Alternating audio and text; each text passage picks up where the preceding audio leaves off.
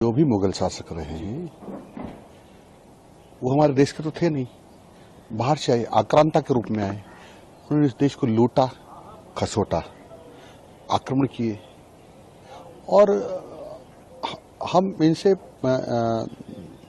हार जाएं, हम ताकतवर न रहें, इसलिए हमारे लोगों का इन्होंने कत्ले आम किया। अब हजारों लोगों को की हत्या करने वालों को, लाखों माँ बहनों की जित लूटने वालों को हम कैसे महान या सभ्य या अच्छे लोग कह सकते हैं?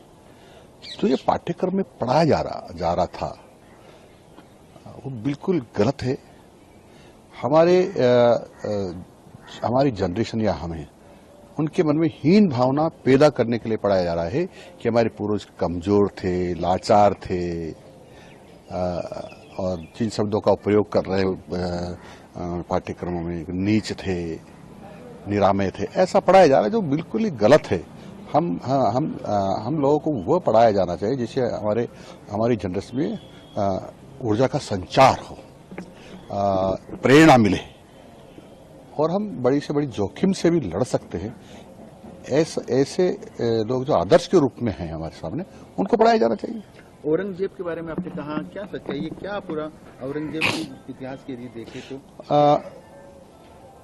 पूरा विश्व जानता है कि औरंगजेब ने कितने मंदिर तोड़े हैं, यानी हमारे आस्था के केंद्रों को किस प्रकार से नुकसान पहुंचाने का काम किया है, उनको नीचा दिखाने के लिए, हमारे आस्थाएं कम करने के लिए, ये कह करके यदि तुम्हारा भगवान होता तो क्यों नहीं रोक लेता?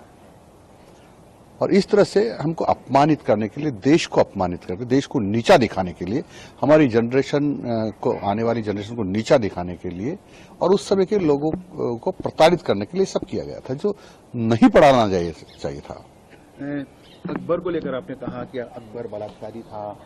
देखो, इतिहास भी कहता है, मैं नहीं पढ़ा, आप नहीं पढ़ा है, कि मीना बाजार लगा करके और लड़कियों को में बुलाता था और ये कहता था कि महिलाएं आएंगी और फिर छदम वेश में उनके लोग आते थे या खुद आता था और जो सुंदर लड़कियां होती थी, हमारी माँ बहन बेटे, उनको उठा के ले जाते थे और फिर उनके साथ दुराचार, अत्याचार, बलात्कार ये सब होता था।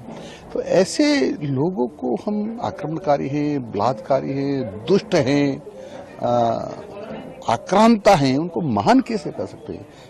ये तो नीच और निकम्मे थे। आप चूंकि राजस्थान के शिक्षा मंत्री है, काफी कुछ बदलाव करा है, इस प्रकार की जो चीजें पूर्व में थी या चीज उसको रोकने का भी काम करा। देखो, क्या कहना चाहेंगे आप? मैंने कहा, पहले भी कहा, अभी भी कहा कि ऐसा पाठ्य पुस्तकों में नहीं पढ़ाना चाहिए और नहीं पढ़ाएंगे। एक लास्ट सवाल इससे अलग, अलीगढ़ मुस्लिम यूनिवर्सिटी में कुछ जो पढ़ने वाले हिंदू छात्र थे, उन्होंने होली स्नेह मिलन करने के लिए इजाजत मांगी थी, उनको इजाजत नहीं मिली। किस तरह देखते हैं आप?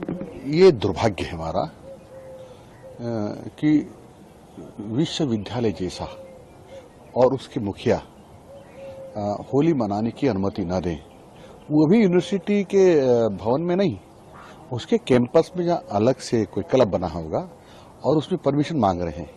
तो मैं समझता हूँ जो भी अनुमति देने में सक्षम व्यक्ति होगा, जिसने मना किया है, उसकी श्रद्धा न तो इस देश में है, न इस देश के प्रति वो वफादार है, न इस देश के लोगों का वो सम्मान करता है, न वह रीति रिवाजों को समझता है। ऐसे लोगों की जितना निंदा की जाए उतनी कम है। Thank you.